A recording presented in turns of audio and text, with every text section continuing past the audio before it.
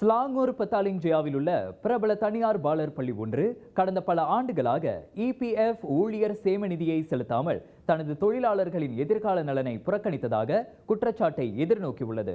ஊழியர் சேமநிதி பங்களிப்பை காரணம் காட்டி ஒவ்வொரு மாதமும் ஊழியரின் சம்பளத்தில் பிடித்தம் செய்யப்பட்ட போதிலும் கடந்த ஒரு வருடத்திற்கும் மேலாக அந்த பொறுப்பை சம்பந்தப்பட்ட பாலர் பள்ளி நிர்வாகம் நிறைவேற்றவில்லை என சமூக ஊடக பயனர் ஒருவர் குற்றம் சாட்டியுள்ளார்.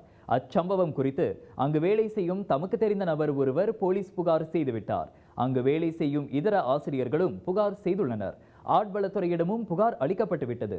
எனினும் இன்னும் நடவடிக்கை எதுவும் எடுக்கப்படவில்லை என அந்த பயனர் பதிவிட்டுள்ளார். ஊழியர் சேமநிதி என்பது தொழிலாளர்களின் உரிமையாகும். அதனை செலுத்தாமல் அப்பாவி தொழிலாளர்கள் ஏமாற்றப்பட்டுள்ளனர் எனவும் அந்நபர் குறிப்பிட்டுள்ளார்.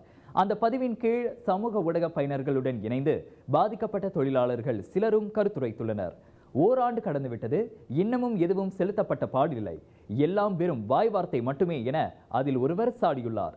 இந்நிலையில் அந்த பதிவு டிக்டாக்கிலும் வைரலாகி உள்ள வேளை அந்த பதிவின் கீழும் பாதிக்கப்பட்ட தொழிலாளர்கள் பலர் தங்கள் மன குமுறலை வெளிப்படுத்தி வருகின்றனர்.